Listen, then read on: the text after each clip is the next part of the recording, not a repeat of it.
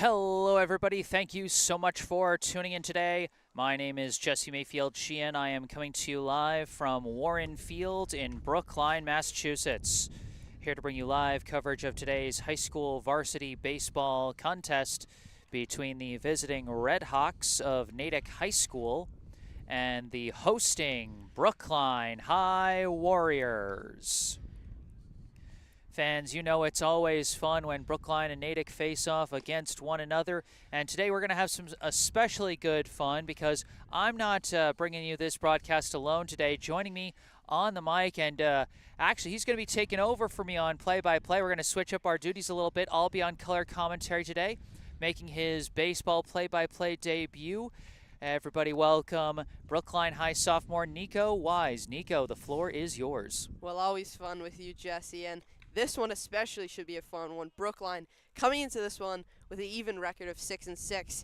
8 games left on the season, Jesse, and they need 4 to secure that playoff spot that they desperately want to get.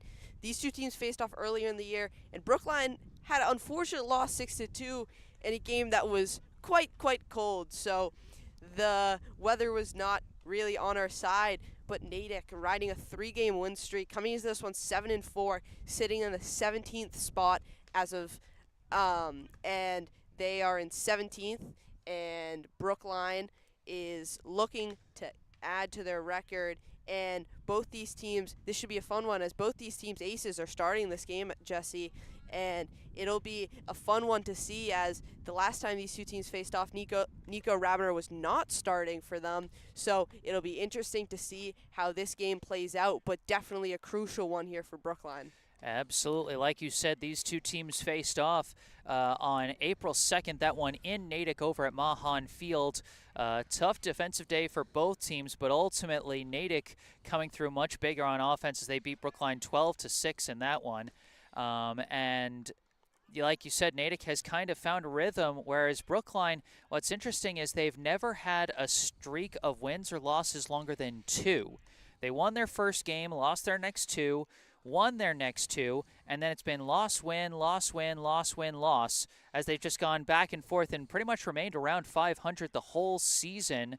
And like you said, just 8 games left, and if they keep that pattern, then they would make the playoffs just barely with a 500 record. But obviously you want to, make it a little more comfortably than that.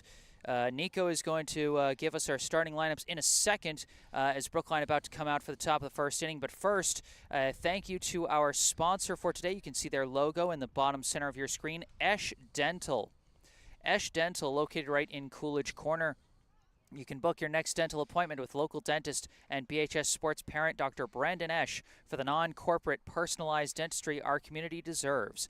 Call 617-566-0103 or go online to eschdental.com to find out more and book your appointment. Once again, 617-566-0103 or go online to easchdental.com. You can find that information in the description section down below. And like you said, Nico, some interesting lineups today, particularly on the mound. Why don't you tell the fans what we got for starting lineups today? So for Natick, number 6, the center fielder, Luke Doherty. The left fielder, number 10, Brandon Homer. The catcher, number 7, Alex Hawkes. Is that what we... Number 4, the second baseman, Colby Ciavaro. Number 8, the third baseman for Natick, Landon Sullivan. And for the Brookline High Warriors, number 9, the third baseman, Elias Brendel. Number 2, the second baseman, Hugh Bollinger. The catcher for Brookline, number 8, Felix Hom. The shortstop, number 5, Jimmy DePaulo. Number 18, the first baseman, Adam Rosenblatt. The left fielder, number 4, Eli Hoffman. Number 23, in Brookline's designated hitter, Jonathan Mazzara. Right fielder, number 11, Wally Lawrence. Center fielder, number 3, Devin Chin. And the pitcher for the Brookline High Warriors, number 17, Nikolai Rabiner. Excellent. All right, and we've already got our first note in the live chat. A simple salutation from Ellen and Alan Rosenblatt in Lenox, Massachusetts, saying, "Go Adam and go Brookline." Ellen, Alan, happy to see you tuning in. Hope you guys enjoy the broadcast here. And as they come out for warm-ups, Nico, let's take a look at the stats for Nikolai Rabiner, the starting pitcher for Brookline, because like you said, he's been aces for Brookline so far. He's made 5 previous starts, a win-loss record of 2-1, leads the team in innings pitched with 23 2/3, leads all qualified pitchers, which is my own personal decision of at least 10 innings, but leads all pitchers with at least 10 innings pitched this season for Brookline with an ERA of 1.77, a solid whip of 1.61, and a team-leading 26 strikeouts.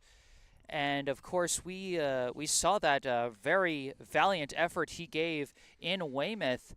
Gave up, I think it was 4 runs in the first inning, and then shut them down for the rest of his 5-inning performance. So this is a guy who not only can, cruise and dominate and put in like 6 shutout innings or something like that, he can also, have a tough blow-up inning early and still recover and find his form. Yeah, totally, Jesse. And for Rabiner here, the key thing is just you want to start off strong. You know how crucial he can be, but sometimes for him, Jesse, it's just he just needs to settle into the game. But sometimes that's just not enough, and he gives up a couple of runs. But Jesse, he's such a strong pitcher, and being the young player, the sophomore that he is, he's done very well. And against this Natick team, he's just going to have to start it off strong because, like we've seen, as you've said, he just has maybe the first or second inning, he just allows a couple runs. But the rest of the innings, he shuts them out.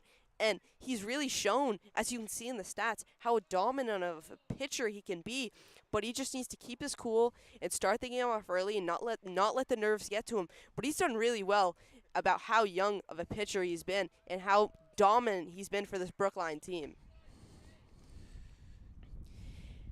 And as we're about to start here, starting off in the order for Natick, Luke Daugherty, who went 1 for 4 last time in their matchup. And we'll see what he's able to do. We know this Natick starting lineup, and a lot of these players have big hit potential. And as different, Jesse, the game we had before was freezing cold, so balls weren't going as farther, but we got quite the day today. It was showing rain, but it looks like clear skies with a little clouds here. And as the weather gets warmer in the season, Jesse, we know these balls go further. As we saw last game, Elias Brendel had a home run right on this field, so this Brookline team's going to try and replicate that as these balls go further and teams start to shift away from the ground balls that you typically see at this high school level to more balls in the air. But we'll see what Brookline's able to do here as we're starting off. Luke Daugherty up at the plate.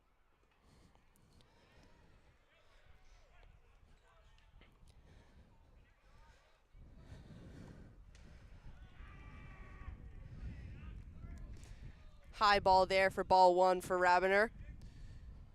Rabiner, we know he's able to control those balls, so he's just got to settle into that game as he throws another ball. 2-0 count here. Yeah, definitely got to throw strikes here. And, Nico, you mentioned the difference in weather, as that one's going to be a high third ball. One of the other things the difference in the weather really brings is that it can be a lot easier for the fielders and the pitchers get a proper grip on the ball because your fingers aren't freezing. And so we could see some more crisp defense as well as some harder hits. As he walks the first pitcher, no strikes there, and that's not what you want to see for Nikolai Rabiner, but he's just got to keep his cool. He knows how strong and prominent he can be as a pitcher on that mound, and he's just got to calm himself down, get a couple strikes here, but a man on first already for Natick. And that's definitely a guy you don't want on first. Luke Daugherty, a very speedy guy on the base paths, had a stolen base and 3 runs scored against Brookline last time. Yeah, good there from Rabiner, getting strike 1, 0-1 count here. As you see, Daugherty already going off the plate.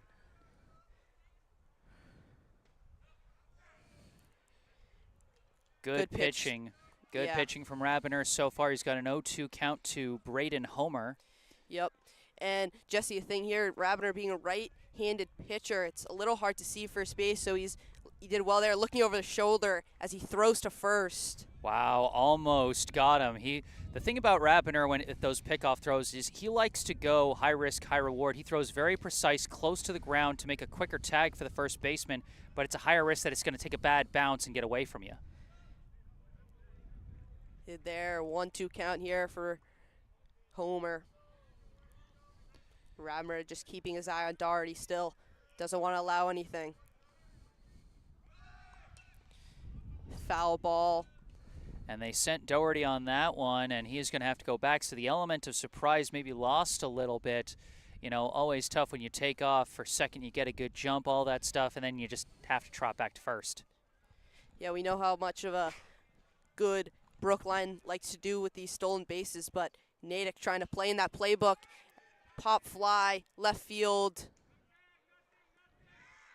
As they'll try and tag over Rosenblatt's there.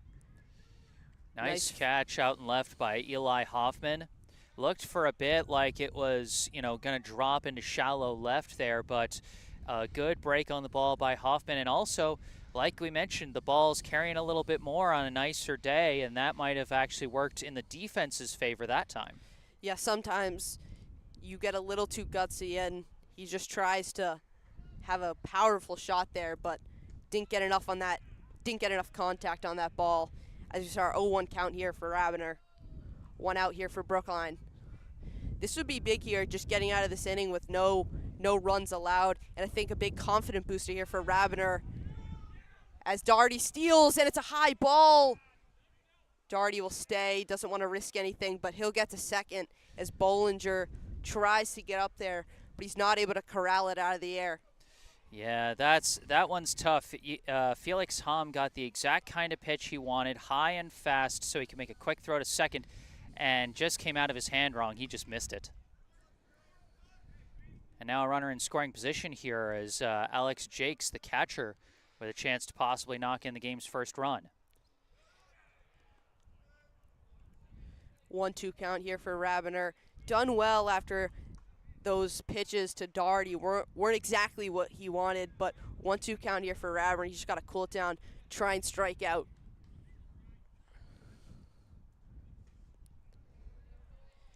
Two count here for Rabiner. It's a good idea there, Jesse, but just a little left. Yeah, just couldn't get Jakes to chase on that pitch. Yeah, as you said, Natick done well, not trying to force anything early. Just trying to get the, not the perfect swing, but just exactly where they want. And they've done well there. Not trying to force or chase anything. Still got a man on second in scoring position here.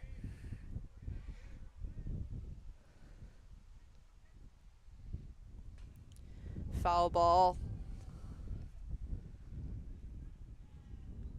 Got to keep throwing strikes. You know, you don't want to give up too many free passes, especially early in the game, to the top of the order, because those are the guys that can best take advantage of that. Yeah, definitely. And also, for a young pitcher like Rabiner, he does have stamina, but just keep on throwing these balls. It's just a waste of your arm, and we know how important he is for this Brookline team, and not having to pull him early in the game would be important. Same thing again. That'll be another foul. Yeah, that time Jakes got fooled by the low-dipping curveball there, but that's exactly what you want out of your defensive swing. A less than ideal place to make contact, but it keeps you alive and still in the at-bat. Yeah, as long as you go for that ball, you just need to get some sort of contact to keep yourself alive here. But 2-2 count here for Rabiner. He really would like to get a strikeout here with Doherty on second. A line drive. Can he get to first? Pulled him off. High. That one is tough. You know, that one that's what we might call in tennis a forced error. Like, I think they're still going to call that one an E6 because the throw from DiPaolo was too high for Rosenblatt to be able to make the play at first. But, you know, that's a case. It's a slow roller. You know, got to charge in for it. Got to throw on the run. You know, can be a little bit tougher, but they're probably still going to give him an error on that one. Yeah, and men on corners now for Rabiner. This is not what he wants in the first inning. Still 1 out, but a man on third and first. Jack Weirman up to the plate now. See if he's able to get one of his teammates home here. Rabner doing a good job keeping his eye on first. Courtesy runner for the catcher here, number 12, Jesse Gagliardi. Yeah, perfect there from Rabner. And we know Weirman is a threat in their last game against Brookline. He was 3 for 4 with a run and 2 RBIs. So definitely a threat for this Natick offense as he hits one hard, but not going to be enough. His chin is right there. But they're going to get the sac fly.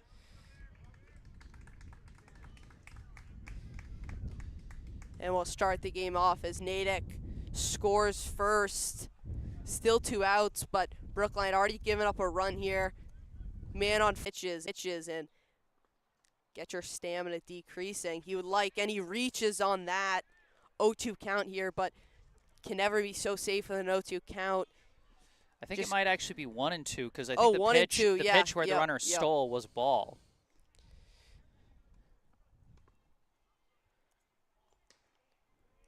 Ball 2 there.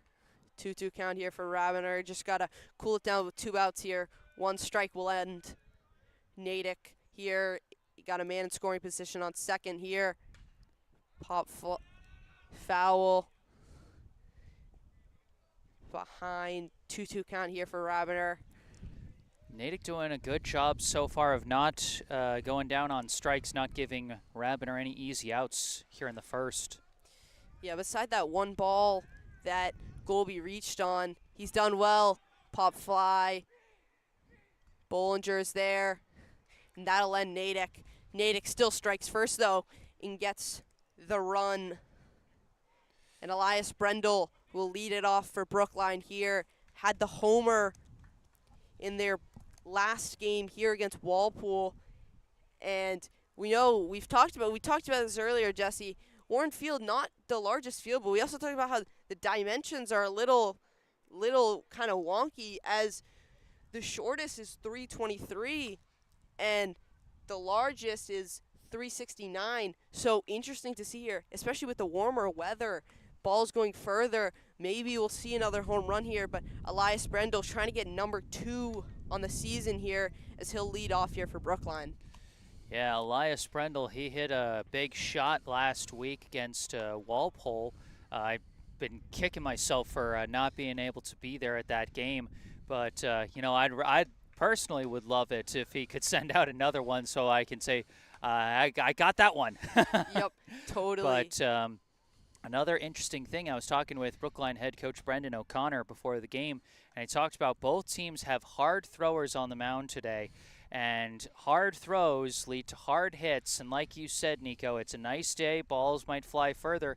We might see some real deep shots from both teams. I mean, that sac fly from Jack Weirman to give Natick their first run, that one was pretty close to the fence. Even though it never really looked like that big of a threat because of how high it was, that one still got some good distance on it. So we'll have to see what is going to happen here in this one. Yeah, definitely seen it before in the Weymouth game 2 games ago. Jimmy DiPaolo had a triple that was right next to the fence. And you think, honestly, Jesse, a lot of these balls, like you've said, are just getting really close, and we'll see if Brookline's able to attack that. As we know, the start of Brookline's batting order is so strong for their hitting, as Elias Brendel will step up to the plate here. But we know Kiefer, as we saw in their last matchup against Brookline, even though the weather was not on his side and it was very cold, he was still throwing some very powerful balls here. So we'll see how Brookline is able to handle this here as we start at the bottom of the first. Elias Brendel will lead off for Brookline here.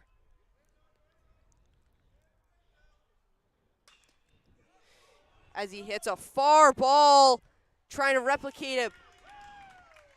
Weirman with a great chase down in right center there. Very nice catch. He robbed Brendel there, as that one was headed right for the gap. And if Weirman was even a fraction of a step later to that ball, that's bouncing past him, and that would have been a triple.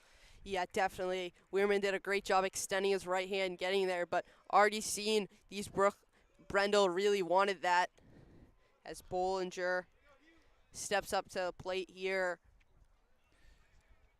Bollinger's really found his form at the plate over the past few games as he checks his swing there. You can see his stats at the bottom of your screen. He's got a slash line so far of .263 batting average, .349 on base, .342 slugging. Leads the team in steals with 5, 3 runs scored, tied for the team lead in RBI with 6. Left. That'll be a foul ball. 2-1 count here for Hugh Bollinger. Like Jimmy DePaulo analyzed Brendel, he's a big scoring threat and an RBI threat for Brookline. So we'll see if he tries to replicate what Elias Brendel did and try to go for a long ball here. But 2-1 count here.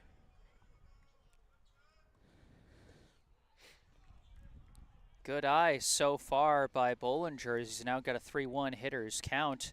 You know, usually one of the more aggressive hitters, swings at a lot, but he's letting the game come to him right now. Yeah, both teams done well, not trying to force anything, but 3-2 count here as Kiefer tries to get his first of the game. Hugh Bollinger going to need to be a little more aggressive here.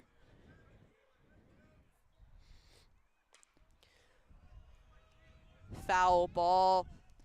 Good defensive swing from Bollinger that time. You know, it's just like what I mentioned with some of the Natick hitters at the top of the inning. You just want to, if you're not in an ideal spot swinging wise, at least stay alive. Yeah, totally. Oh, nice. Oh, did well the third baseman there. It'll get Bollinger out, and that'll be a second out for Brookline as Felix Hom will step up to the plate here. But great defensive effort there. Yeah, throws it right over to Duche on first base, and he'll tag him out. Yeah, nice play by Landon Sullivan over at the hot corner for Natick. That one took a slower hop than you might expect over there, but it was still kind of a weird hop, and Sullivan reacted well to get that ball over to Doucette at first. Yeah, Hom swung a little aggressively on that one. 0-1 count here. Kiefer done well early. Whoa, wild pitch. Catcher was not able to get there, but you know what? That's where you want to have your wild pitches when there's nobody on base. Yep. And speaking of on base, Felix Hom, a big offensive threat himself this season, tied for the team lead in on base percentage at .395, tied for the team lead in doubles with 3, and tied with Bollinger for the team lead in RBI with 6, but now facing a 2-strike count.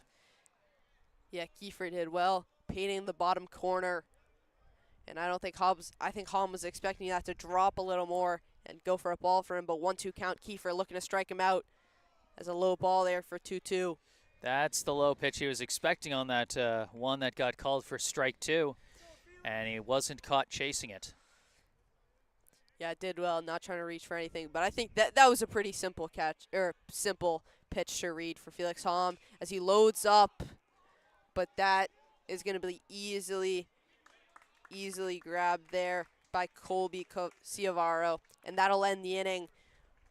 Natick leads 1-0, but Brookline definitely looking to attack, as we saw a bunch of balls going into midfield, and Natick will lead off in the start of the second, and I think they're going to look to replicate what they did early. Got a lot of people on base, and they did well.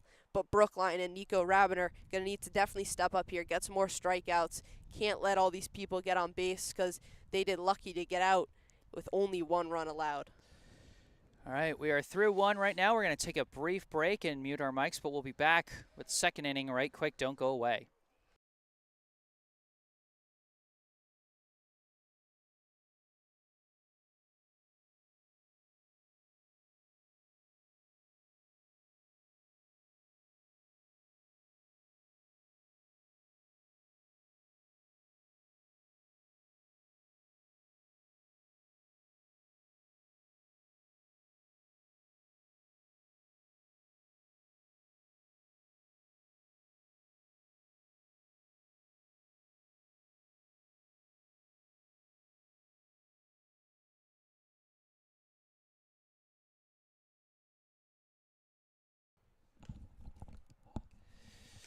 All right, we're back on the mic for the top of the second inning.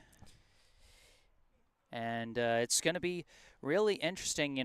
Rabiner, he did give up a run in the first inning, but he settled down, quite well. That first at bat against Doherty, he'd like to have back the 4-pitch walk, as that ultimately led to the run. But outside of that, pretty solid inning, and honestly an unearned run considering the E6 that allowed Natick to keep going in that inning.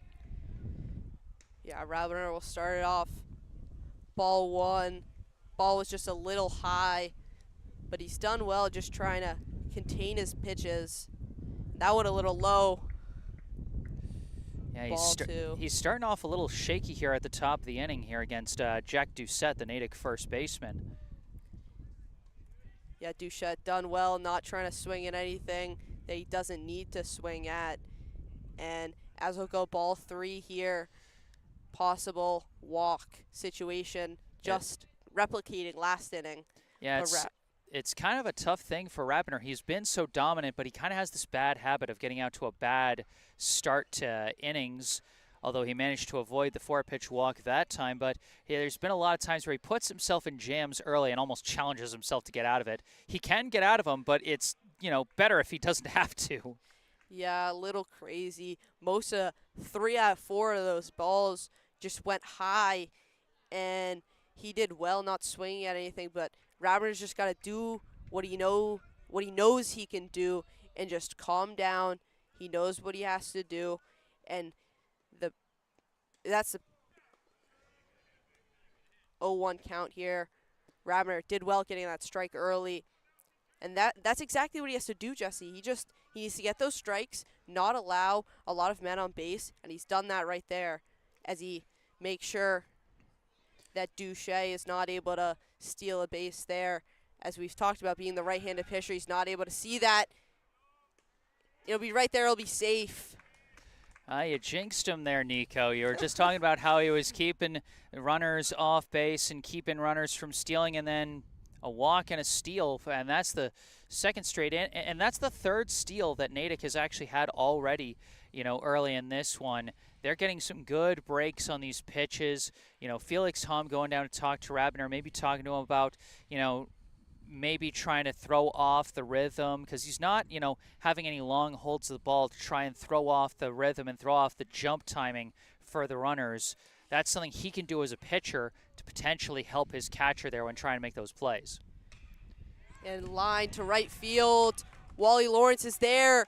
He's rounding. He's going to go back. He falls! As they'll play a little tag up. But Kiefer will get to second. But Brookline did well, not allowing anything there as they just play a little catch to pickle. Get that out. Yeah. got him in a pickle there, and like you said, he just stumbled. That's one of the things is they've done a very good job of clearing up this field after all the rain. Still going to be kind of wet out there. And unfortunately for Doucette, that's what happened to him there. Kiefer still gets the single and goes down to second on the throw. Yeah, grass is also a little long, Jesse, so the ball doesn't roll as much. But also, the third base coach told him, go back to third, and he just was like, whoa, whoa, whoa, turned around and fell. But Brookline did well to capitalize on that situation as Rabiner faces 0-1 count here.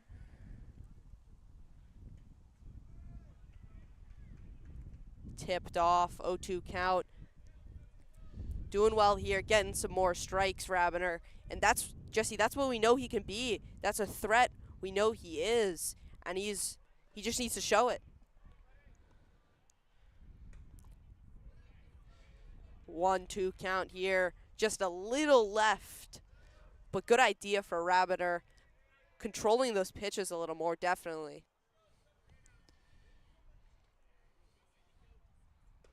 And got him swinging. That's what we know Rabiner can do. Gets his first strike, gets a strikeout. And definitely, Jesse, that's what we know Rabiner is able to do. He gets a lot of batters just swinging, causing those strikes and strikeouts. And that's what he just needs to keep on doing with a man on third and 2 outs. This is definitely a big situation as it'll go. DePaulo there. Get the first. Oh, drop it. Yeah, that's another one that's going to be a borderline E6, possibly called an infield single. That was going to be a close play at first, trying to catch Colby Ciavaro, the batter, on that one. And another tough one in terms of charging, having to charge in for it. It looks like DePaulo had a better handle on it, but where the first throw sailed high, that one came in too low, and Rosenblatt wasn't able to collect off the bounce. Yeah, Doherty has the only run as we go back to top of the batting order for Natick, and Rabber gonna try not allow anything here as he got him swinging. Did great there, 0-2 count. Rabiner really seems to be finding his rhythm a little bit more with these fastballs now. He's gotten a couple past some of the batters here. Yeah, definitely settling more into this game as Ciavaro. They're letting him take it. Yeah. You know why? Because Ciavaro's a decoy on that play. They were trying to distract Rabiner, get him flustered by the fact that the guy's stealing when he's not even throwing the pitch, and get his attention away from Kiefer over at third. But he didn't bite on it. Just let Ciavaro take it. Yeah, with a man on third and second here, he did well. Got Doherty swinging, and that will end the top of the second. And Rabiner definitely did well settling into this game. We know how good he is in tight situations, Jesse. He had a man on second and third there, but did well getting out. And Brookline, this offense, we know how much of a threat they can be, but they really got to show it here. The first, they had a couple decent swings and got the ball going, but just nothing really happened for Brookline. So they gotta keep it up here as we go to the bottom of the second. And Kiefer for Natick, he's done well with these pitches. He's done what Nikolai is now doing, settling into this game, and he's done well getting those strikes and strikeouts, and he's looking to keep it up here. We know how much of a powerful pitcher he is, and he'll look to keep it up. And we're going to have the 4, 5, 6 hitters coming up. Jimmy DePaulo, Adam Rosenblatt, and Eli Hoffman. As returning to the mound is Thurston Kiefer, like you said. A very powerful start to the inning, getting Brookline's first 3 hitters down in order. All on contact, though, so Brookline able to get bat on ball. They just haven't been able to get anyone on base yet. Kiefer's throwing strikes. He's not given them any easy free passes or anything like that. And we'll see what he does here. Yeah, DePaulo definitely a powerful hitter against a powerful pitcher here. So it'll be interesting to see, as this is DePaulo's first at bat this game. But we know DePaulo, the threat he has of being a home run threat. And he did that almost against Weymouth, and we'll see what he does there. 0-1 count here. Thought that was going to go a little right, I think was DePaulo was thinking, but Kiefer did well painting that right corner. That'll be a little low. 1-1 count, and DePaulo did well after that first pitch, not swinging at anything.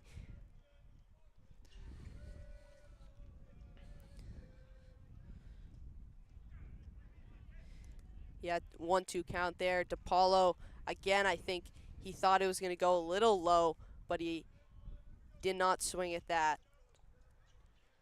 DePaulo off to a strong season so far, like you said, Nico.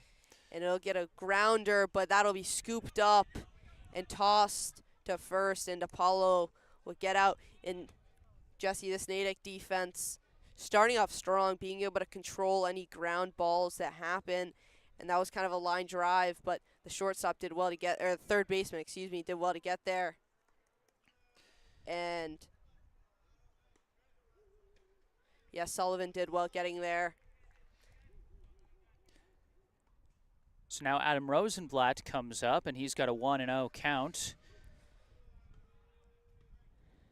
And he's going to foul that one off to the first base side. 1-1 the count. Yeah, definitely a powerful swing he has there. But Kiefer done well. That was just fouled out. 1-1 count here. Rosenblatt so far this season 5 for 16, but he's got 2 doubles, so potential for strong contact. But on that one, takes the curveball for strike 2. Yeah, Kiefer definitely, we're seeing early, he's a definitely a powerful pitcher, and Brookline's going to have to adjust to that as a lot of these balls, and he swings, and he'll strike out there. Beautiful breaking ball there from Kiefer as he got Rosenblatt fooled completely. Yeah, definitely. Starting off very strong for Kiefer here, as Brookline doesn't have anyone on base yet. With 2 outs here, they've got to try to have something, as that'll be a foul for Eli Hoffman, the left fielder, number 4. Hoffman's been having himself a pretty strong first varsity season, a slash line of .294, .385, and a team-leading slugging percentage of .382. Tied for the team lead in doubles with 3, leads the team in hit by pitches with 3, 2 steals, 4 runs, and 5 RBI, as he currently stares down a 1-1 count. Skies this one. And that'll Easy pop out. Yeah, grabbed by Duche there, and that'll end the inning. Hoffman, again, we've seen from these Brookline, they've gotten solid contacts, just nothing's really been going for them. And the one time they had a line drive, the Natick defense was right there and got the out. But Rabiner now, has to keep up what he did toward the end of that last inning and getting those strikes and strikeouts that we know he's capable of. All right, that's the end of 2. Natick still leading 1-0. We're going to take a brief break here, but we'll be right back. Don't go away.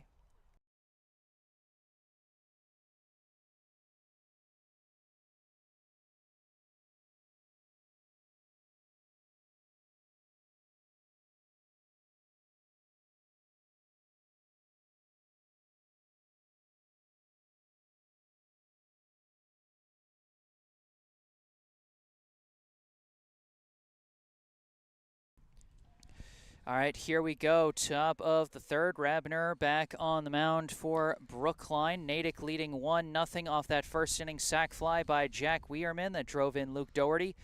And coming up is going to be the 2-3-4 hitters as Doherty struck out to end the top of the 2nd. So it'll be Homer, Jakes, and Weirman coming up.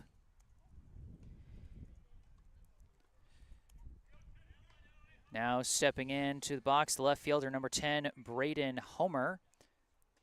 Takes that first one low for ball 1. Homer flew out to left his last time up back in the top of the 1st. As he hits, slow liner there. Might have come off the end of his bat. Nice jumping grab by Hugh Bollinger for out number 1. Yeah, Bollinger, right place, right time. He was right there, getting the first out for Brookline, as this defense for Brookline just trying to solid up after a little shaky start earlier. But Bollinger was right there, jump and grab for out 1 for Brookline. Now stepping into the box, the catcher, number 7, Alex Jakes, as he takes ball 1. You talk about the shakiness of the fielding, Nico, and Jakes did reach on what I am currently calling an E6 his last time up, as Brookline has had some troubles with slow rolling grounders and the quick throws they got to make. Well, also, especially, Jesse, on this field, the ball doesn't roll as much, especially on the grass, as it's kind of a high, the grass isn't very cut. This is going to be a skied one out to left and a can of corn for Eli Hoffman. And so Nikolai Rabiner, after a couple of less than ideal starts to the previous innings, he's got 2 quick outs here. Yeah, definitely. We talked about how just him settling into the game was really what Brookline needed, and we're seeing now 2 outs already for Brookline, and Hoffman did well tracking that down for out number 2. 0-1, the count off that breaking ball from Rabiner into the zone. At the plate, the right fielder, number 5, Jack Weirman.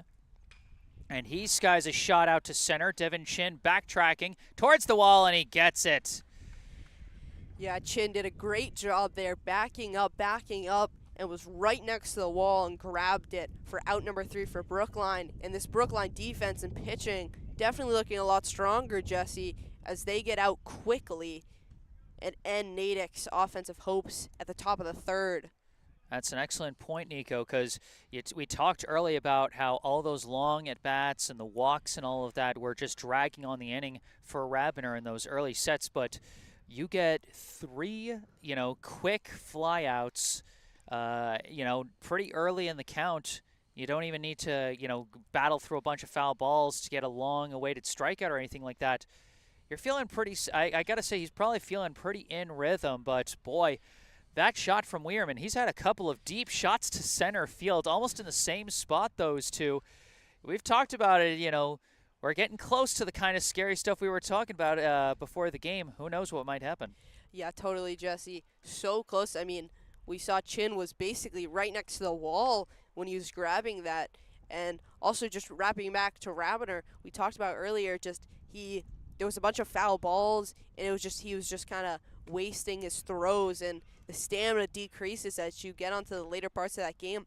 But that inning, he did well. Only a few pitches, and the defense definitely did well, getting to those balls and not allowing anything and helping Rabiner. Now we'll have to see if the offense can help Rabiner, as they've been put down in order each of the first 2 innings by the Natick starter Thurston Kiefer. And playing a little bit of catch-up with our live chat here, as don't worry, folks, I do see in there Mary Walker saying go Brookline from Grandma, watching from Groton, usually watching from Groton, New York, but watching at Warren Field today. Hey, happy to see you. Happy to see that you're here, Mary. Hope I get a chance to say hi to you before you leave. Cheryl Bollinger saying the Bollingers are watching, presumably in San Diego. And Barbara Jo Metzger, one of our old favorites, tuning in from Buffalo, New York, as the first pitch to Jonathan Mazzara is going to miss inside for ball 1. Yeah, Mazzara, another one of those big-time threats on offense as he swings a little too hard there. Yeah, just tipped that one into the glove.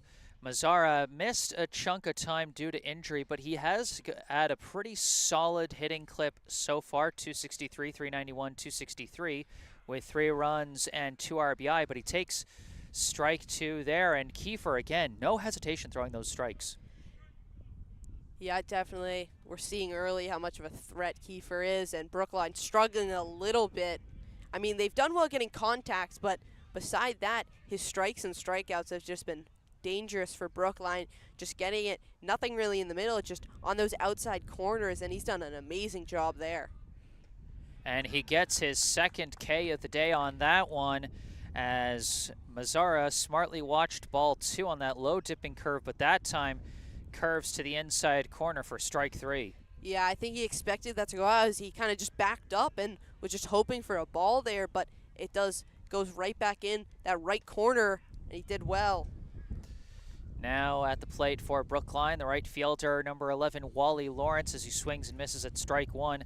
Lawrence 0 for 5 at the plate with a walk and a run so far this season, as he missed a large chunk of time with injured ribs. But Brookline, even if he hasn't put up the most flashy numbers yet, they're just happy to have him back and able to play with the team. Oh Whoa. My gosh! And he pops right back up, but oh my gosh. Right as I was talking about how it's so nice, Wally's back, he's not hurt anymore. Takes a shot to the face. Thank goodness for batting helmets is all I'm going to say to that. Oh, totally, Jesse. And even though you get the run, you get the walk there, but Jesse, it's always a scary moment when someone gets hit, because it's not like you're getting hit by a ball going 20 miles an hour. These balls are going 70 and 80s, and lucky for the helmet. That's all I gotta say. Yeah, see that, folks, a pitch like that is exactly why they have that little thing dropping down on your cheek, and why lefties and righties wear batting helmets that specifically have that cheek thing coming down on different sides, is for exactly pitches like that. First pitch swung on and missed by the Brookline center fielder, number 3, Devin Chin. Chin 4 for 15 at the plate so far this season. 2 walks, 4 runs scored, 1 RBI. Here with a runner on first and 1 out.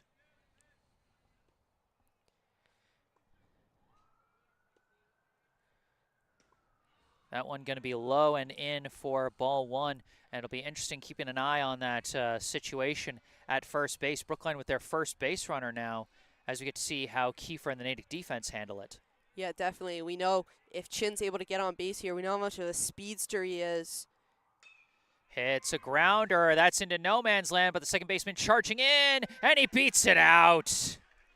Totally. Just like I said right there, Chin, for I'd say probably 90% of other players, that'd be an out. But Chin, you just see he used all his effort, just sprinted and got right there.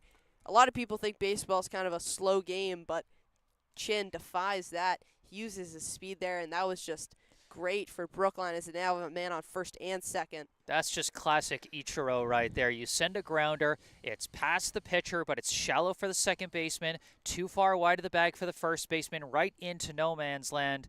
You know, if it wasn't a full swing through, you would have called that a drag bunt if it was a bunt, but still effectively the same kind of hit. And Devin Chin, not only does he have a great speed, but he lunges when he gets to the first base bag. That last step always makes me a little worried that he's going to like land wrong and like tear something in his leg, but he seems to know what he's doing with it because it keeps working. He keeps coming up looking fine, and that time he comes up safe. Well, yeah, especially for a runner or a sprinter for track and field, when you get right to the end, you kind of lunge, but you think sometimes, as you said, you hope he just doesn't twist an ankle or something, because when you're going that fast, stopping that quick is little dangerous. Runners at first and second now with one out in the inning as we cycle back to the top of the order. At the plate, taking a brief timeout out of the box is the third baseman, number 9, Elias Brendel. Brendel hit a shot to right center his last time up, but was robbed of a potential hit by the right fielder. He's hoping to do some damage here. Tips that one. He's quickly in the hole, 0-2. Yeah, Brendel had the home run last game, both an 0-2 count here. Can't get super aggressive.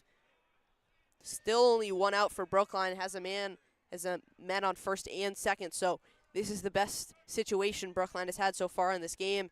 And Brendel, this would be a great time for a home run, Jesse. I'd like it. Instead, he hits a slow grounder. That's dying on the grass. Second baseman charging in. Oh, they say he was out. You know what?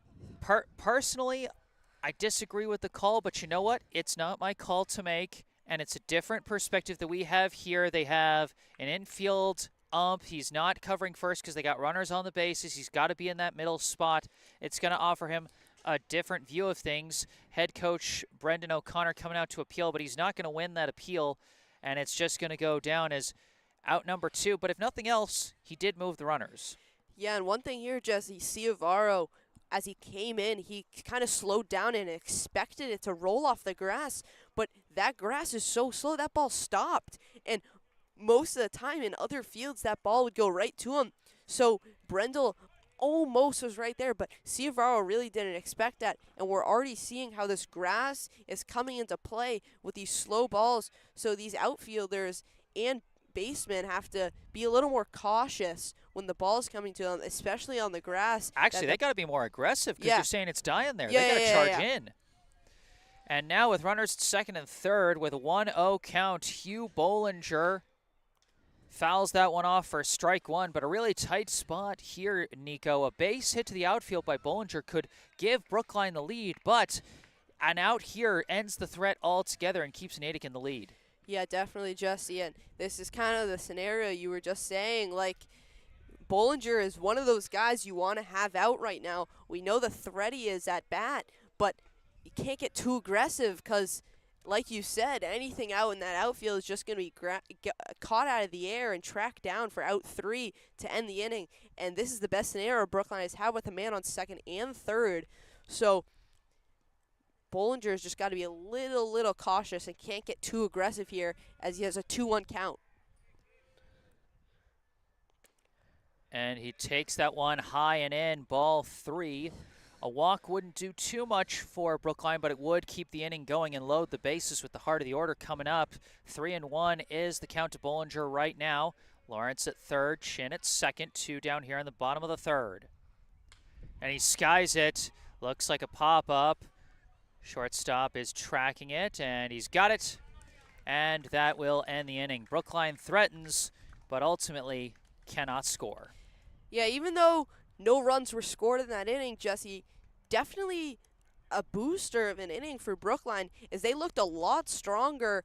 Even they had a man on third and second to end the inning, but that's what you want to see from Brookline. They were right there in scoring position, but they just weren't able to close and get a run or two home. But definitely Brookline on offense looking stronger after their first 2 innings were a little lackluster. During this break between the third and fourth innings, we'd like to take a moment to once again thank our local sponsor for today, Esch Dental. Do you have a tooth that just doesn't look right in photos, too far out, too far back, or one that prevents you from showing that smile at all? The team at Esch Dental has everything you need to get that smile perfectly aligned. Their average Invisalign case lasts about 9 months, and the treatment is practically invisible compared to metal braces.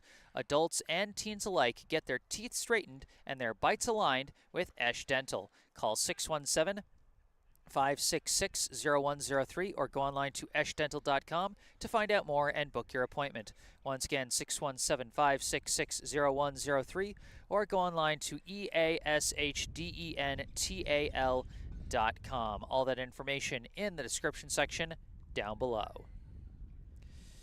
We move to the top of the fourth now. It'll be the 5, 6, 7 hitters, Weirman, Gobeil, and Doucette. No, not Weirman. Gobeil, Doucette, and Kiefer. Ugh, I'm juggling things here. This first pitch fouled off for strike 1. Cam Gobeil, the shortstop, number 22, his last time at the plate, he popped out to second to end the first inning as he takes a high and inside ball 1 that time.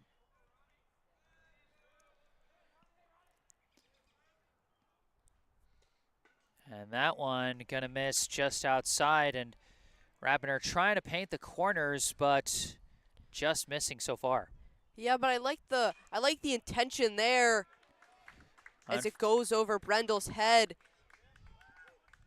And he thought about trying to stretch that one out as it was briefly juggled out in left field by Hoffman, but it wasn't juggled enough, and that ball is not going to roll that far with how thick and wet the grass is today. That's just not going to happen. We've seen how much this ball is dying. But Gobeil at first to start the inning. First pitch well covered by Felix Hom. If that had gotten past him, Gobeil is instantly into scoring position, but it'll just be a 1-0 count to the first baseman, number 2, Jack Doucette. And that one is also going to miss. Ball 2. We're seeing the similar early inning shakiness that we saw in the first 2 innings from Rabiner. Yeah, a little shaky. He's just got to calm down, Jesse. That last inning he had was very good. And you just got to calm himself down. I mean, the pitches haven't been crazy. They've just been a little high and a little low. So he's just got to get that perfect middle spot that we've seen last inning and in many games he's pitched in. Boy, a couple of close pickoff throws from Rabiner. That one almost got Gobeil, but popped out of Rosenblatt's glove. Might have been safe either way, but it was very close. Swing and a miss there for strike 1, as it looks like he actually kind of fooled Doucette inside on that pitch. Well, good there from Rabiner. Kind of what Kiefer's been doing.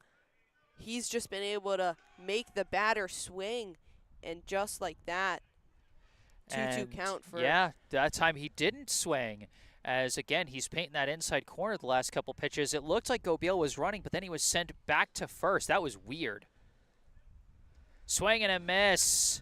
Hesitation swing there from Doucette, and it does not pay off against the Rabiner fastball. First out of the inning. Yeah, Rabiner did great there, but honestly, I think he just doubted himself a little bit. And when you commit to something, you got to fully commit. I mean, especially in baseball, if you're going to swing at something, if there's no point of stopping, it's already going to be a strike. But Rabiner did well. That pitch not going to count as a timeout was called. It is pitcher against pitcher here as number 16, Thurston Kiefer, steps to the plate. Kiefer, his last time up, did hit a single. And again, the runner goes and stops as Kiefer fouls that ball out of play for strike 1. They're really, I don't know what they're doing with Gobeil. I mean, what do you think, Nico? Are they just trying to, get under Brookline's skin or something like that? What's happening here, all these starts and stops? Well, I don't know. Honestly, I think it's just trying to break the rhythm of what Brookline has going here. And I think, in a sense, it's kind of working a little bit. But Well, not working so far on this at bat as we got an 0-2 pitchers count to Kiefer, but no clean strikes, all fouls so far, and another foul. And while Kiefer ended up kind of well behind that pitch, almost a little hesitant, similar to what Doucette struck out on, he did it right and got his bat on ball to stay alive. Oh, they got him on the pickoff. Oh, those start-stops backfire horribly on Natick as finally Rabiner gets that pickoff throw he's been looking for. Well, this is honestly the dream scenario here, Jesse. You have a man at base with 0-2, or at home plate with 0-2 count, and you have 2 outs here. That's kind of this is the perfect scenario here for Brookline, and this is huge here for Rabiner. Just one quick strike is all you need to close out this inning. And it's not going to be a quick strike as another ball fouled out of play by Kiefer. This can be the tough thing about chasing the strikeout. Sometimes you get a batter that's really good at defending the plate and just staying alive for a battle. Yeah, and like we said, more of these pitches coming in, it just kind of drains. But Rabiner tracking that. Ooh, that one almost a scare as Bollinger was charging in. He looks a little frustrated as he might have been calling for it, but that one well within Rabiner's, zone to catch that one, as that is going to end the inning. And while it might not have been a 1-2-3 inning in the technical sense, still three batters up and ultimately 3 batters down, even if one required a pickoff. Yeah, definitely. And also, Jesse, I think just at the end right there, just kind of commentating on that last catch out of the air, I think Brookline communication, little iffy there, but got to be better. Yeah, got to be better. Well, we'll see how Brookline can respond in the bottom of the 4th, as we've got pretty much as was advertised. We talked about the ace pitchers coming up. It's been a pitcher's duel so far. The first inning sac fly from Jack Weirman, representing the only run on the board so far.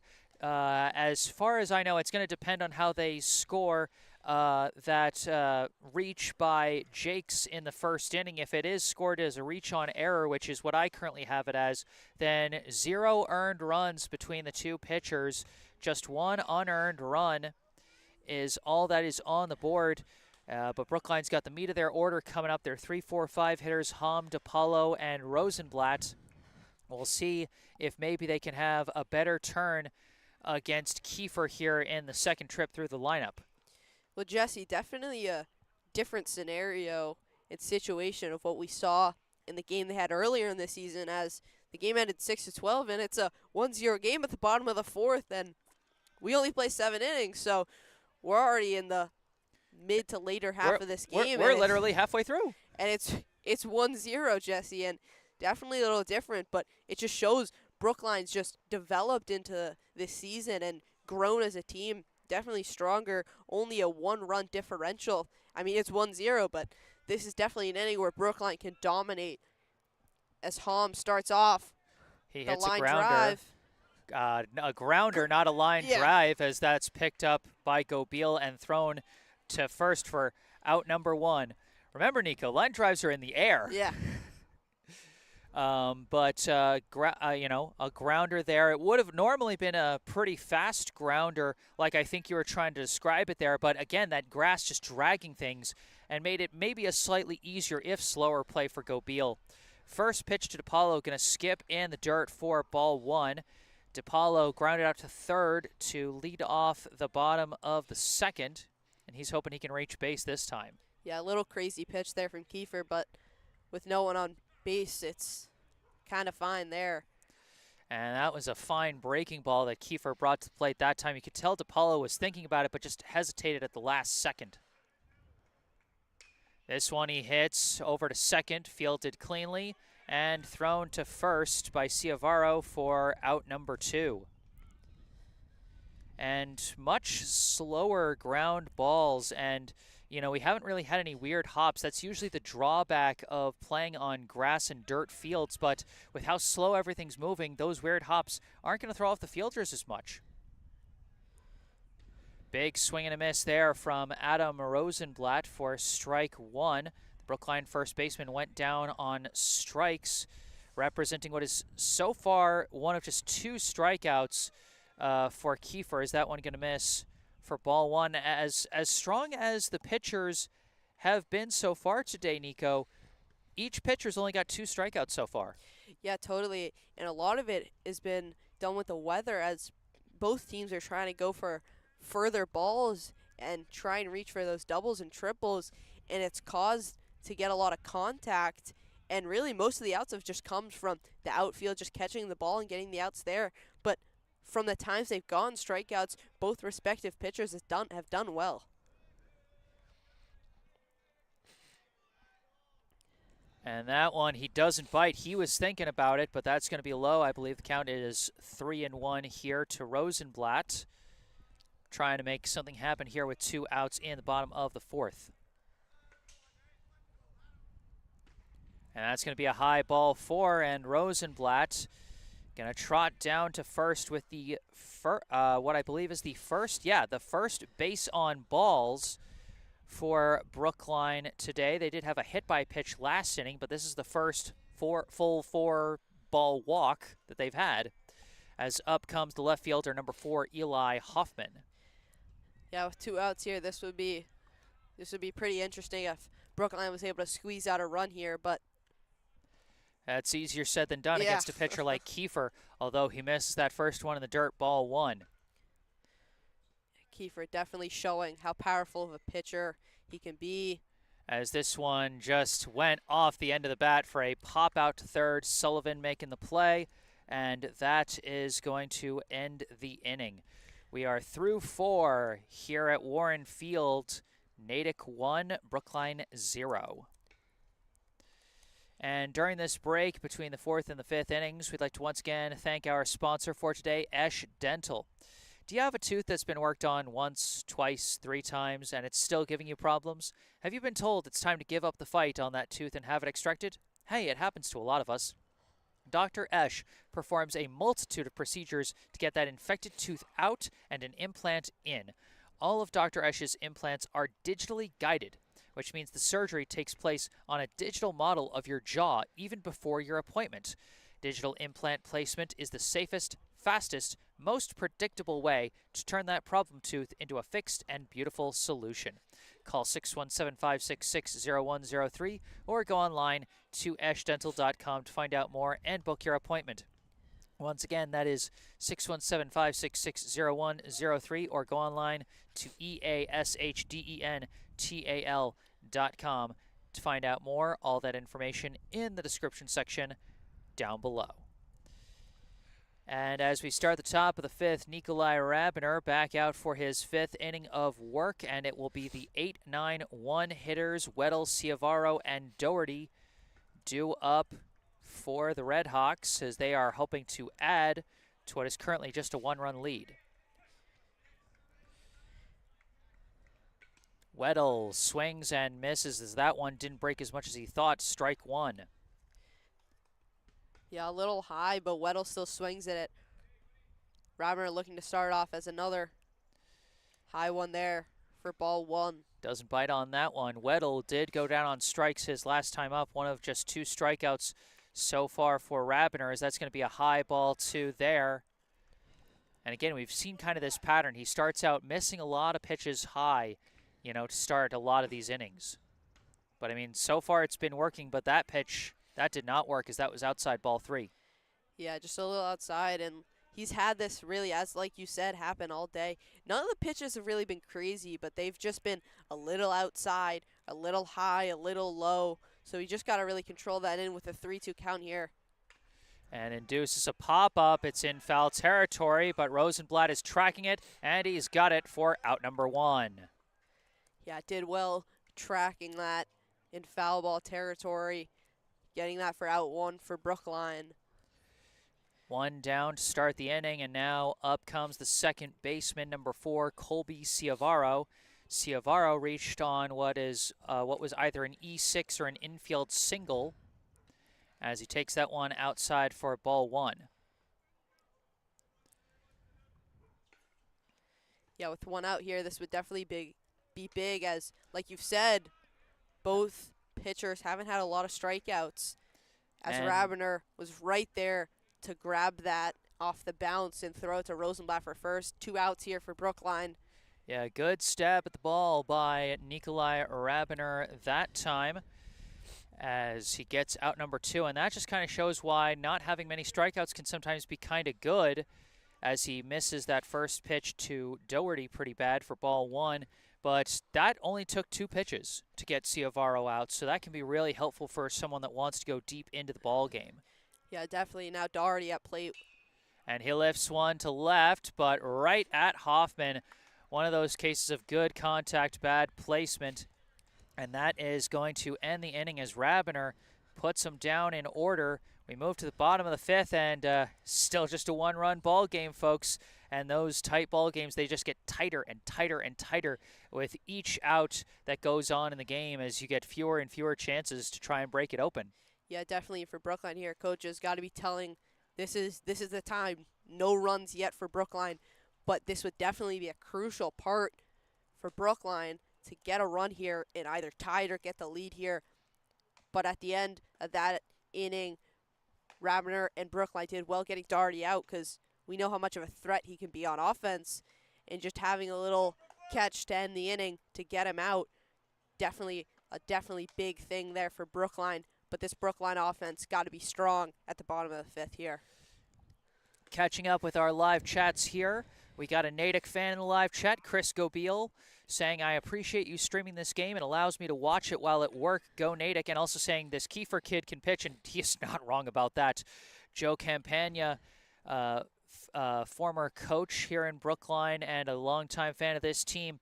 The Natick pitcher shut out Braintree last week. Only a sophomore, but very tough. So both of these pitchers, Kiefer and Rabin, are both sophomores. That's incredible. Greg Hoffman in the live chat saying, let's go Brookline. Papa Hoff calling in from Toronto. Well, hello all the way out there to our neighbors up north. PE in the live chat saying thank you for streaming. And TE Bray saying, Grandpa from Milwaukee, great pickoff, go Brookline. As the first pitch to Jonathan Mazzara here to start the bottom of the 5th is going to be in the zone for strike 1. Yeah, it's a bunch of Natick outfielders just telling Kiefer to keep it up, as he's been doing a great job. Timeout called by Mazzara. The Brookline designated hitter went down on strikes to lead off the bottom of the 3rd. Tips that one, and that's going to be strike 2. Yeah, already putting the hole here. 0-2 count here, and Kiefer's just done a great job so far this game. As we've seen in some of the notes in the live chat, he's just such a great pitcher. And hesitation swing, but Mazzara able to get a piece of it and stay alive. And really the way Kiefer is able to mix up not just his movement, but his placement. He'll go from, a curveball that lands right down Broadway to one that drops off the table and forces you to chase. He's got some really strong stuff. Mazzara doesn't bite on that one, though, as that's going to be ball 1. But this is what he did the last time Mazzara was up. Had one drop off the table, to get Mazzara thinking ball on the breaking ball, and then he dropped a breaking ball right in the lap of his catcher, right in the middle of the zone to get Mazzara on strikes. We'll see what he does here. And Mazzara lifts this one, and that's going to be a single out to center. Bit of a bloop single, as a lot of balls not traveling as much as we initially anticipated, but Mazzara with the leadoff hit.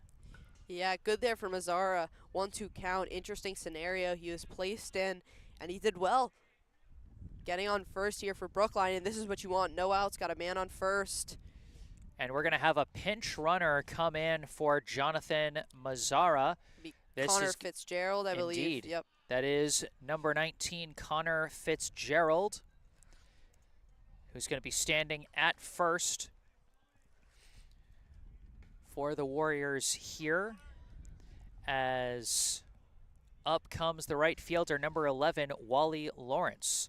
Lawrence was hit by a pitch his last time up, but was left stranded at 3rd. Shows bunt, pulls back. Oh, they might have Fitzgerald here. Dives back and just barely gets back safe.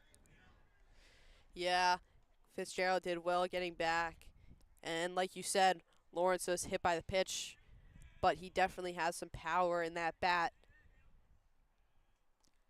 Shows bunt, and this one popped up foul up the first base side, strike one. So Brookline trying to get Lawrence to move the runner along with a sacrifice bunt, but as we saw, it's so much harder to just get that ball in play, and Lawrence only has one more strike to give before he's going to be forced to swing away. And he lays it down. This one's in play. Charging in is Kiefer. Picks up, throws to first. Lawrence is out, but does his job on the sac bunt. He gets Fitzgerald to second. The tying run now in scoring position for the Warriors. Yeah, definitely. Like you said, with this such a tight game, only one zip, getting a man on second into scoring position is so important with the bottom of the fifth here. It's still only one out. Devin Chin up to the plate here. We know the speed he had getting to first base the last time he was up at bat. See if he can replicate that one. And instead he's going to sky it, and it's going to be playable by Sullivan at third, and he's got it for the second out. And if you're Brookline, that's definitely not what you wanted. A one-pitch out that does not move the runner is tough, but they do have a strong hitter coming up here. The third baseman and co-captain, number 9, Elias Brendel. He is 0 for 2 so far today, a fly out to right and a ground out to second. Can he do something here with 2 outs and the tying run in scoring position? Yeah, I was going to say this is one of the batters on this Brookline roster that you want to have in this scenario. 2 outs. We know the home run threat he has, and with a man on second, this is pretty big scenario here for Brendel as it'll go. That one is going to be ball one, and a nice blocking job there by the catcher Alex Jakes. Give credit to the catchers. We haven't seen a single runner advance on a wild pitch so far today, and that's a credit to the men behind the plate. Well, a lot of that due to just there haven't been many strikeouts. A lot of the outs have just come from catches in the air as he'll drill one. And that one's going to bounce past the first baseman and into right. Fitzgerald rounding third, headed for the play. This one will be close. The throw got away. Fitzgerald in to score. Elias Brendel down to second, and Brookline has tied the game. Yeah, an error there from the first baseman, and Fitzgerald will capitalize on that, and Brookline will tie it up here. And we're still not out of this inning as you have Brendel's now on second. And Hugh Bollinger will come up here.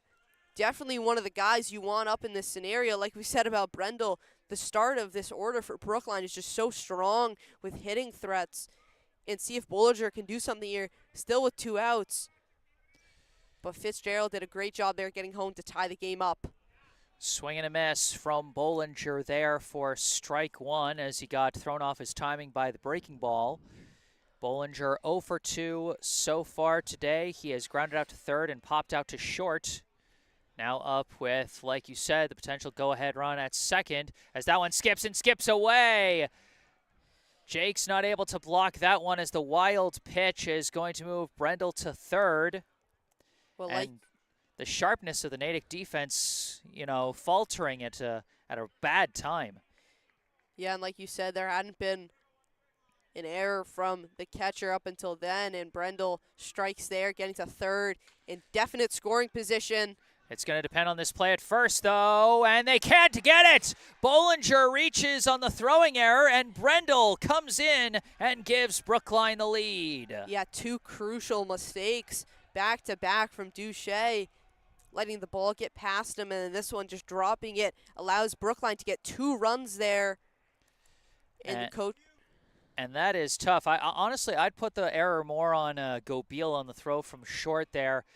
It was a potentially playable skip, but that was a tough skip. I mean, that went from dirt right up to the face. I mean, Doucette's lucky that he didn't get hurt on that one. Lucky it wasn't like being thrown at 80 or anything like that. But it's funny, I mentioned how we haven't seen many weird bounces off the infield grass or the dirt on the batted balls, but on the throws from the shortstop for both teams, you've seen them take some bad hops that the first basemen have struggled to collect.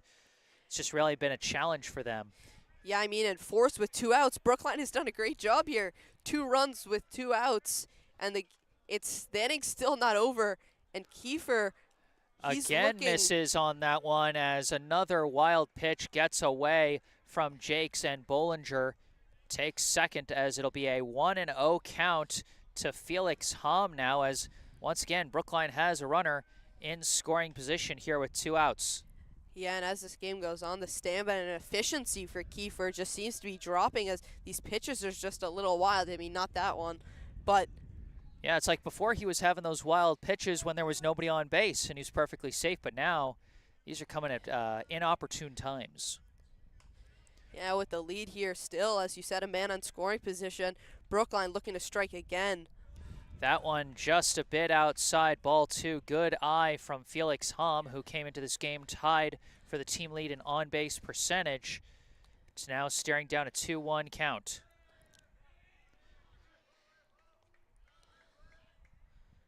Makes contact, that's looping out to right, and oh, they couldn't grab it! Felix Hom drops one in the bucket there as Bollinger comes in for the insurance run.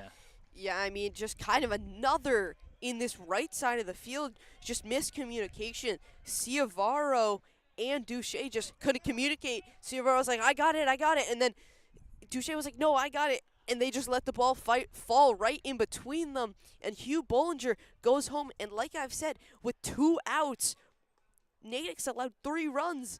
And they've put Brookline right back on the map. And they're up 2 runs now at the bottom of the 5th. And Kiefer, he's just kind of let his foot off the gas. And they're still not out of it. Honestly, I'll be honest with you. I don't blame Kiefer one bit. He has gotten the necessary play for the 3rd out of the inning at least twice out of the last 3 hitters. Not a single one of these runs is going to go as an earned run against him. Yeah, as that first pitch to Jimmy DePaulo is going to drop in low for ball 1.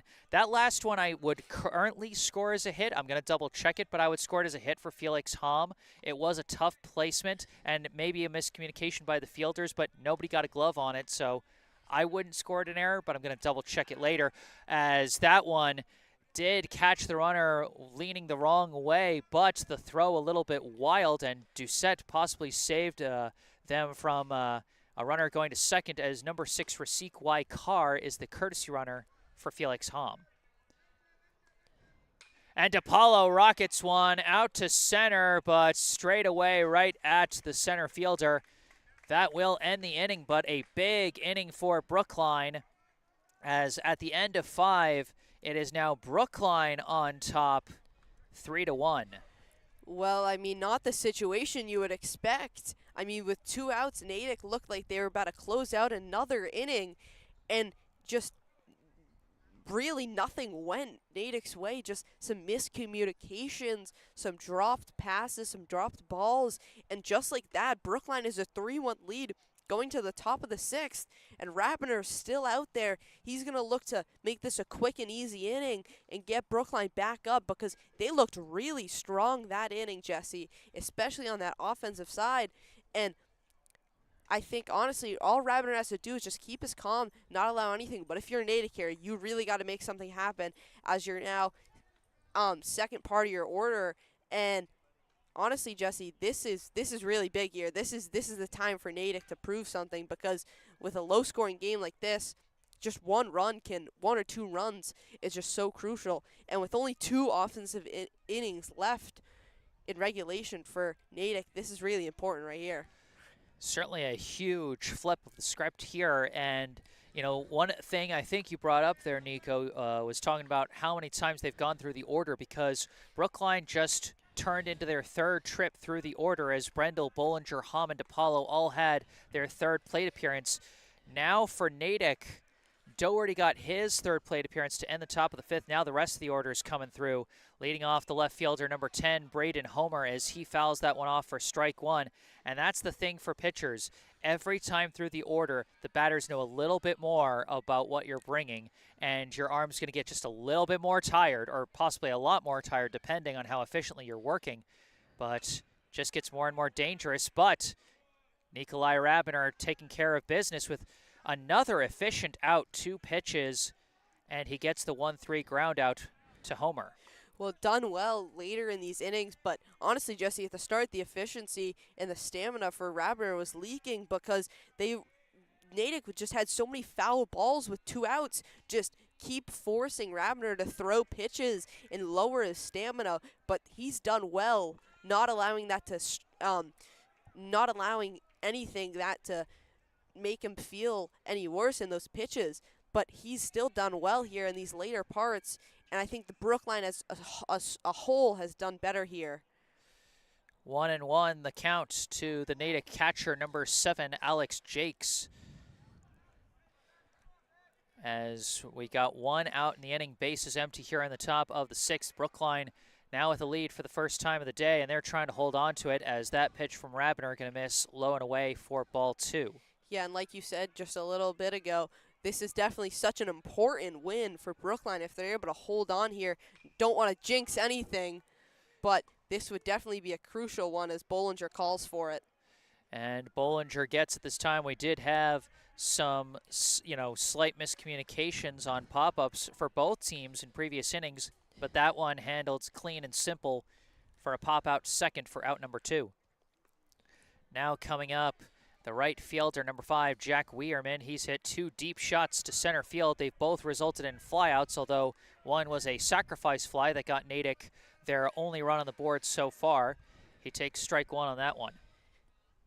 Big swing and a miss. Might have tipped it, actually, into the catcher's glove. 0-2 now the count. Yeah, with no one on base, this is great scenario here for Nico Rabiner to just get the last strike. And he got that last strike. Just like you said, Nico, right as the doctor ordered it. And Nikolai Rabiner finishes his 6th inning of work as he puts Natick down in order. And he is, wow. Hold on one second. We talked about how, I got a stat here. We talked about how Nikolai Rabiner started off a little bit shaky and since then has really settled in. Nikolai Rabiner has not faced more than 3 batters in an inning since the 2nd inning. That's 4. That's four. Yeah, I was right. 4 straight innings where he's faced only 3 batters. And granted, one of those was a pickoff, a guy who reached base. But since he gave up outside of that leadoff single by Gobeil in the top of the 4th, Natick hasn't had a single batter reach first base since the 2nd inning. And man, it's always just so smooth with Rabiner, the way he operates, that sometimes it takes me a minute to realize just how much he's dominating until all of a sudden I look at my box score and I go, wait a second, and I see something amazing like that. I mean, totally. It just shows how strong of a pitcher he is, and only being a sophomore just shows how much he can develop. And it's just been, even though it might not look like it, he's had quite the strong game, Jesse. And I think, it started off a little shaky where he had some uncontrolled pitches, but beside that, he's really done well. I mean, only 1 run allowed. Very well. Unearned at that. Yeah, unearned. In the meantime, we move to the bottom of the 6th inning. For Brookline, it'll be the 5, 6, 7 hitters, Rosenblatt, Hoffman, and Mazzara. As I think, yes, still Kiefer on the mound here in the 6th for Natick, as that one flies off his hand. And now that Kiefer is trailing, starting to feel a little bit more of the pressure, we'll see. And we saw a little loss of control last inning and a little bit of loss of control on that pitch. We'll see when Natick possibly decides to go to the pen. That one tipped in the glove by Rosenblatt, strike 1. Yeah, I did well there, but like you said, that first pitch was still a little uncontrolled, and we've seen from Kiefer in these later innings, a lot of his pitches just haven't been very controlled, but we know how strong of a pitcher he is right there showing, but he's just got to control it in because this is really crucial. You can't let Brookline get any more runs as Natick only has 1 more offensive opportunity to tie or get a lead in this game. That one is going to miss to the outside, ball 2. Rosenblatt so far today 0 for 1 with a strikeout and a walk. Currently staring down a 2-2 count. And fouls that one off to the third base side. And I'll tell you, Nico, I kind of did a mental double take when you mentioned that Natick has only got 1 more inning to try and get back in this. And I'm like, oh my God, we are almost at the end of the ball game here. It's crazy how fast a pitcher's duel moves. Well, totally. I mean, honestly, Jesse, compared to the Natick game we had early in the season, which was close to a 3-hour game, This one's only half of it. Oh, the right fielder lost track of the ball. Adam Rosenblatt with a nice single out to right, but trying to stretch that one out did not work at all. Recovered well in right field by Weierman and threw it back into the infield to throw Rosenblatt out at second. He'll still be credited with a single, but ultimately that bad bounce ended up working out in Natick's favor, as instead of the leadoff man on first, the leadoff man is out. Yeah, I mean, totally. And these just errors from Natick haven't been going their way, but Weierman did well after dropped it. He's able to get it to second after Rosenblatt gambled to go to second base, and this is good here from Natick. Their defense looking to strong up a little bit, toughen up, I should say. After the last few innings, they've been a little lackluster. Yeah, and it's, again, the case of how thick and wet the grass is right now, that bad bounces like that aren't going to go as far, and you won't be able to take as much advantage. 2-0 currently the count to the left fielder, number 4, Eli Hoffman. And Hoffman still looking for his first chance to reach first safely as he takes ball 3, so he's got a favorable count here. So far he has popped out to first and popped out to third, but now he's staring down a 3-0 hitter's count. Yeah, I mean, wouldn't mind a walk here for Brookline. No need to force anything. Doesn't force anything on that pitch as he takes all the way for strike 1. 3-1 the count, 1 down here on the bottom of the 6th. Base is empty. Brookline leading 3-1. And that one also curves in. Hoffman thought he had ball 4, but it hits that outside corner. Yeah, and after a 3-0 count, now put in a 3-2 situation, still with 1 out here, but Brookline, you would like to get either a walk or something to get on base here. Not this time as he blows it past Hoffman on the payoff pitch. Strike 3, and it's 2 down for Brookline here in the bottom of the 6th. Yeah, Kiefer did well recovering there after 3 balls. He was able to rein that in and get the out with 2 outs. Sorry, to get the strikeout. 2 outs here. And again, you see the variety of pitches he's able to bring as he went breaking ball, and then fastball for strike 3. That time a fastball high and in for ball 1 to the designated hitter, number 23, Jonathan Mazzara. Yeah, even in this later part of the game, and we see the uncontrolled pitches just like that. I was about to say Kiefer has done well controlling his pitches, but that went a little wild, and Mazzara will go to first. What do we call that? A precognitive announcer? Yeah. Like you didn't even finish making the announcer jinx before you jinxed it. That's special right there. But a runner at first now, as a swing and a miss there from Wally Lawrence, the right fielder, strike 1. Yeah, and 2 times now a Brookline batter's been hit. And the other one was Lawrence, who, believe it or not, despite 2 plate appearances, he's 0 for 0 so far today with a hit by pitch and a sac bunt. Neither of those count as at-bats, as that one gonna miss to the outside, ball 1. I mean, in terms of reaching first base himself, Wally Lawrence is 1 for 2, but in the stat sheet, in terms of actual at-bats, he's 0 for 0. And it's 1-1 the count. That one going to curve in, strike 2. Mazzara taking some pretty significant jumps off of first base. I think he knows Kiefer with 2 outs just focused on the batter at the moment. And so he's taking some liberties here. That one is low. Mazzara decided for a late takeoff, and he's going to slide in safe. I think Mazzara thought that was a wild pitch. He thought wrong, and it didn't matter because the catcher was not expecting him to try and steal, and he got it. Yeah, I mean, Ciavaro was right there, but Mazzara gambled on that, and he was right. I mean, it paid off. And now a man in scoring position here for Brookline, still with 2 outs. We saw what they were able to do last inning, but and we saw what they're not going to do this inning, as Lawrence caught looking on the breaking ball to the inside corner for strike 3.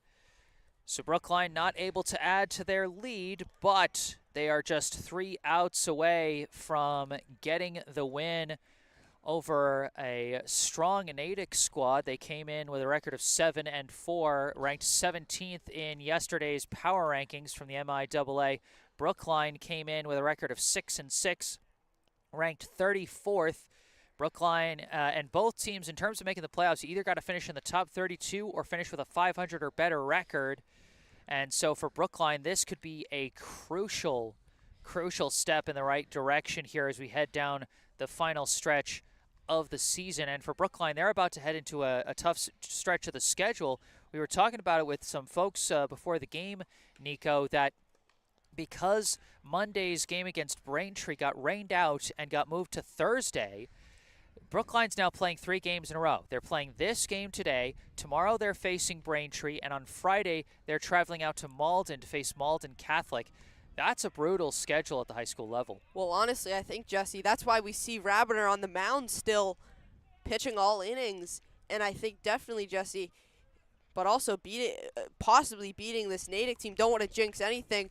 A team that's ranked 17 and 34. This would be a big win for them, as last time they played it was a little lopsided, 12-6. But Brookline just need 3 outs here. And they're not going to get the first batter for that out, as that's lined through the gap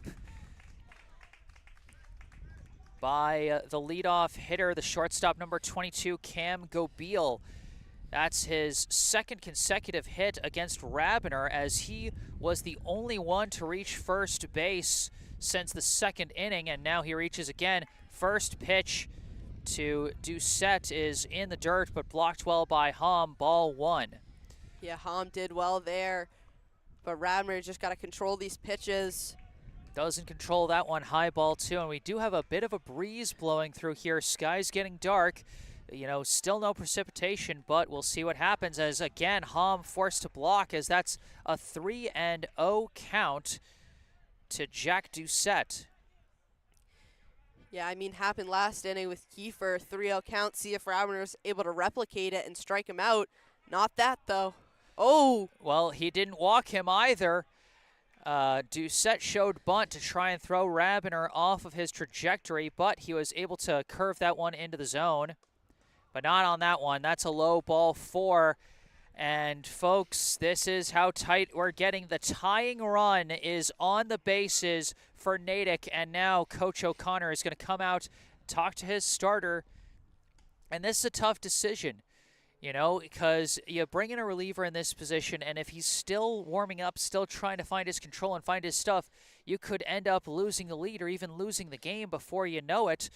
But Rabiner, as strong as he's been, you know, back-to-back base runners allowed is tough. Is a tough start to the inning, and so we'll see what they decide to do here. Looks like they're sticking with Rabiner. They do have what appears to be Q Miller warming up in the pen. Well, yeah, totally. I mean, we talk about it. It's the fact that they have 2 back-to-back game on Thursday and a game on Friday, so don't want to waste anything. But Jesse, this is your best pitcher, and in this scenario, how important this win is, even though he might be a little tired and the arm might not be as powerful as it would be at the start of the game, I think that was the right decision, keeping him in, as this is your guy. I mean, we've seen all season how powerful he's been, and I think this was the right decision here for Brookline to keep him in, and confident booster if he's able to get a strikeout here. Both teams opted to stick with their starters as long as they could, as this one is going to miss for a ball. At the plate, I believe, is Thurston Kiefer, but I'm not sure, as obviously they are open to bring in pinch hitters at any point here with their last chance. And it is Kiefer as he slices that one foul and out of play. I just wanted to make sure I could see his jersey number before I called that one for certain, but it is Kiefer at the plate. 1-1 the count, 0 outs. Tying run at first, go-ahead run at the plate here in the final inning as he slices that one foul for strike 2. Yeah, I mean, this is what you want here for Rabiner. A strikeout here would be crucial to get at least 1 out on the board with a man in first and then another man in scoring position at second. That one in there for strike 3 as he gets a big first out that doesn't move the runners. And he just caught Kiefer kind of frozen on that one. I don't know if Kiefer was expecting him to try and fool him with a breaking ball, but he just went fastball down the middle and got him. Yeah, I mean, even in this later part, in the later half of the game, he might not have the efficiency and the power as he typically does. He pulled that one right out like this was inning one, and he did well there getting the first out. And with a man on first and second, that was a crucial one here. At the plate now is Gavin Weddle. He hits a bouncer to the middle. DePaulo fields it, throws to first.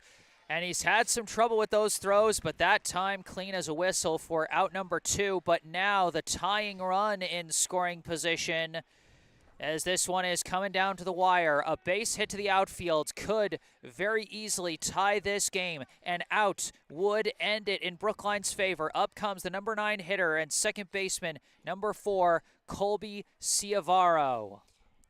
Yeah, this is really it here for Rabiner. I mean, this is so important. A strikeout here is the best scenario here, but with a man in third and second, anything really here would be detrimental to this Brookline lead.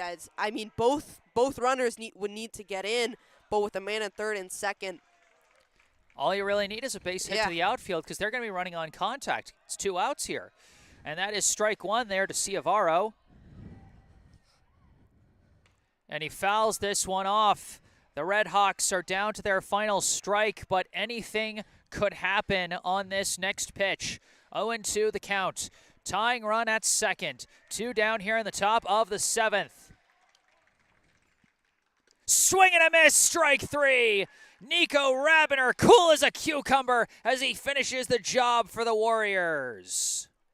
Yeah, and not the game we expected scoring-wise. I mean, their first game was 12-6, but Rabiner, what a great job after a couple shaky throws we saw, but he plays the whole game. And Nico Rabiner, I mean, credit to him. He played unbelievable down in the stretch, and this is just a great win here for Brookline after the offense started a little lackluster, but Brookline puts their foot on the gas, and they'll get the win here. Such a big one for Brookline as they have eyes on a playoff berth. The final score here at Warren Field, Brookline 3, Natick 1. Nikolai Rabiner with his first varsity career complete game as he goes all 7 this time. And once again, in really the second pitcher's duel that we've seen him be engaged with, he ends up helping lead the team to victory. The last time he was in a pitcher's duel with Boston Latin School, he threw 6 shutout innings and struck out 10, but ended up with a no decision as Brookline didn't get the win until didn't get their run until the 7th inning. This time goes all the way and definitely earns that W on the scoreboard. You know, it's kind of a bummer that either pitcher has to lose, as there were literally 0 earned runs from either pitcher so far. Great effort from both Rabiner and Thurston Kiefer for Natick. I think they both did a spectacular job pitching, but one team made just a few more untimely mistakes in the field, and it ended up costing them as Brookline got those 3 unearned runs in the bottom of the 5th that gave them all the lead that they needed with Rabiner dealing the way he was. Yeah, and I mean, one last thing, Jesse. Both these pitchers have shown unbelievable potential, and both are sophomore pitchers. And this will be a great matchup to see in future years, see how both these pitchers grow. I mean, this is going to be a great matchup that we're going to see for the next couple of years. I mean, both these pitchers showed unbelievable potential just being in their second year as a high school student. Yeah, no, that's, you know what, I hadn't even thought about that, but that makes me excited, Nico. I'm excited for the years to come for both of these young hurlers. We might see, you know, a real year-by-year rivalry between these two pitchers, as intense as the overall rivalry between these two teams always is. Wrapping up our live chat notes here, as we got a nice note from Uncle Peter out in Denver, Peter QB24, saying, love your guys' style on the mics. Thank you so much, Peter. Appreciate it. And Cheryl Bollinger saying, what a great job pitching, and could not agree more, as this was a spectacular, spectacular day on the mound for both teams, and everything moved so fast, and how fast it was. I was slacking on some of my extra reads that I typically do between innings. But here, as we wrap this one up, I am going to give One but last thanks to our local sponsor, Esch Dental. Esch Dental in Coolidge Corner doesn't just focus on smile rehabilitation, their real passion is smile preservation. If you are ready for a local, sophisticated, sole ownership dental office to take care of your 6-month cleanings, no need to look any further than Esch Dental. Book online at eschdental.com or call 617-566-0103. Once again, 617-566-0103, or go online to eashdental.com. You can find that link and phone number in the description section down below. You can also see just below that in the description section a link where you can actually donate to the Brookline High Baseball Booster Club if you'd like to support the team financially. And below that, you can also see the link and phone number for our local charity spotlight today, the Brookline Community Foundation. For over 100 years, the Brookline Community Foundation has been a trusted partner, supporting Brookline by investing in organizations and initiatives that help create opportunity and promote equity for everyone who lives, learns, works, and plays in our community.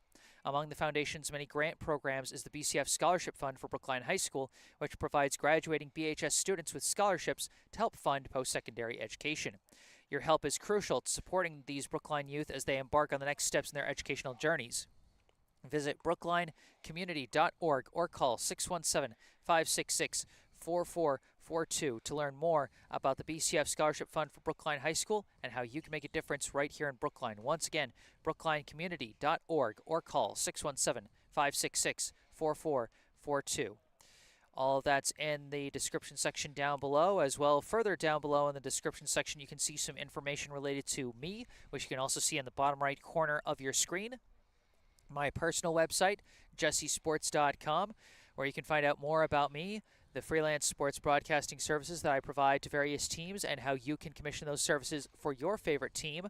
Or if you want to skip past all that, you can email me directly with any questions, requests, or comments that you may have.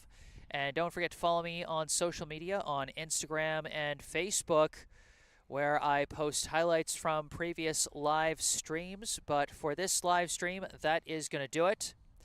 Brookline 3, Natick 1 from Warren Field in Brookline, Massachusetts. Alongside Nico Wise, I am Jesse Mayfield-Sheehan. Thank you all for watching, and have a good night.